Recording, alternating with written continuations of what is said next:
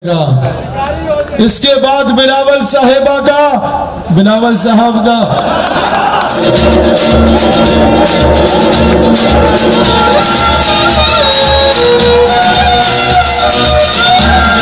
Party का worker बेटा कहता है मेहरबानी करो भाई। इसके बाद बिलावल जो भी है उसका बिलावल हाउस बेचना पड़ेगा। कब तक इनके बूट पॉलिश करते रहेंगे? हम कब तक अंग्रेजों के कुत्ते नहलाते रहेंगे? हम कब तक इनके घोड़े नहलाते रहेंगे? हम कब तक इनके कुत्ते नहलाने वालों के हुक्के भरते रहेंगे? ना ना ना ना बाबा, इस तरह नहीं चलेगा। अब ये कौम आज़ादी मांगती है। अब ये कौम हकीकी मैनों में एक आज़ाद पाकिस्तान मांगती है। अब ये कौम हकीकी मैनों में खुद मुख्तार पाकिस्तान मांगती है। अब ये कौम हकीकी मैनों में एक इस्लामी जमहूरियत पाकिस्तान मांगती है। कि इमरान खान साहब, अब मैं थोड़ा सा आपको टेक्निकली एक चीज़ समझाता हूँ। India being a Hindu state, it has good influence in Iran and Afghanistan. हम बीइंग अ मुस्लिम स्टेट, हमारा अच्छा इन्फ्लुएंस क्यों नहीं है यहाँ पे? America being a Christian state, it has good influence in Saudi Arabia and UAE. हम बहैसियत मुसलमान एटमी कुव्वत, हमारा अच्छा इन्फ्लुएंस क्यों नहीं है वहां पे? खान साहब, आपके बनी गाला का 300 कनाल का प्लाट है। हम चाहते हैं मुल्क अपने कर्जे उतारे, क्योंकि जब तक हम कर्जों में मकरूज हैं तब तक डॉक्टर आफिया वापस नहीं आ सकती। तब तक कौम की बेटियां उठा के लेते जाते रहेंगे। सबसे पहली बात, कर्ज उतारना चाहते हो तो वो डैम फंड वाला वो फ्रॉडिया, वो जो डैम फंड 10-10 रुपए आपसे लूट के बच्चों की शादी कराता रहा, ऐसे फ्रॉडियों के फ्रॉड नहीं चलेंगे। खान साहब, सबसे पहले 300 कनाल का बनी गाला का प्लाट बेचना पड़ेगा।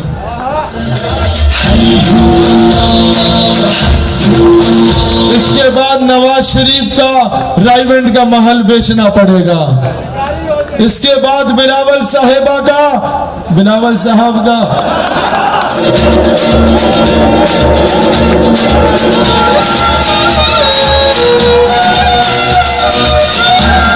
पार्टी का वर्कर बेटा कहता है मेहरबानी करो भाई। इसके बाद बिलावल जो भी है उसका बिलावल हाउस बेचना पड़ेगा।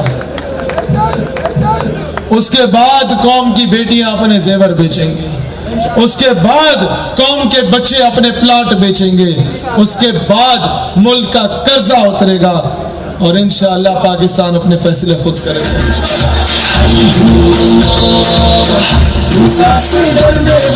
आपको एक वीआईपी किस्म की यूनिवर्सिटी बनाने की जरूरत है, जहां ये अरब शेखों के बच्चे आके तालीम हासिल करें, जहां Iran, Afghanistan, Iraq, Syria, Libya, फलस्तीन, सऊदी अरब, यूएई के बच्चे, बहरीन के बच्चे आके तालीम हासिल करें। उन्हें जबरदस्त किस्म का स्विमिंग पूल भी बना के दे दो, उन्हें जबरदस्त किस्म के हॉस्टल्स भी बना के दे दो। वो बच्चे जो वहां के एमएनएस के बच्चे हों, शेखों के बच्चे हों, वडेरों के बच्चे हों, उन्हें यहाँ तालीम दो और उनकी जहन साजी करो। जिस तरह उनकी जहन साजी इंडिया और अमेरिका हमारे खिलाफ करता है, तुम जहन साजी करोगे तो हमें फ्रांस के सफीर के खिलाफ एहतजाज करने की जरूरत नहीं पड़ेगी। उम्मत मुत्तहिद होकर एटम बम चलाने का इख्तियार रखेगी। आप नस्ल की तरबियत यूं कर सकते हैं। आपको उनके बच्चों को पढ़ाना होगा। आपको दुश्मन का बच्चा पढ़ाने की जरूरत नहीं है। आप अपने बच्चों की पढ़ा के बंदे का पुत्र बना दे, कोई दुश्मन बनेगा ही नहीं। आप अपने अरब शेखों के बच्चों को बोलो तुम्हें प्रोटोकॉल, लेमोजीन, मर्सिडीज सब इधर मिलेगा। भाईजान, यकीन करो ये वो फॉर्मूला है, अगर इस पे इम्प्लीमेंट होता है। आज जितने ये बड़े बड़े शेख अमेरिका से पढ़ के आए हैं, क्या ये कश्मीर का जिक्र करते हैं? क्या ये फलस्तीन का जिक्र करते हैं? ये तो इजरायली औरतों के सामने बिक चुके हैं। तो इसका हल यही है, जो वहां तालीम हासिल कर रहे हो उसे यहाँ तालीम हासिल करवाओ। अफगानिस्तान के बच्चों का कोटा रखो अपनी यूनिवर्सिटीज में। Iran, Saudi Arabia, Libya, Syria, Lebanon के बच्चों का कोटा रखो अपनी यूनिवर्सिटीज में, उन्हें मुफ्त तालीम दो। ये कौम अपने जेवर बेच के उनकी ऐशियां भी बर्दाश्त कर देगी, लेकिन उम्मत को कम से कम आज से 20 साल बाद एक अच्छी क़यादत दे के जाएगी ये कौम। उनके दिलों में वो इश्क मुस्तफ़ा की तड़प होगी। जब रसूल अल्लाह का नाम लिया जाएगा तो सीने पे हाथ रख के सर को झुका लिया करेंगे। जुस्तान ज़ी वकार, ये मॉडल इम्प्लीमेंट हम लोगों ने करवाना है, और अगर इन्होंने नहीं किया तो फिर हमें खुद करना पड़ेगा इंशाअल्लाह ताला। हम 6 महीने इंतजार में इनके हाल देख लें, फिर हम आपको बताएंगे हम क्या करते हैं।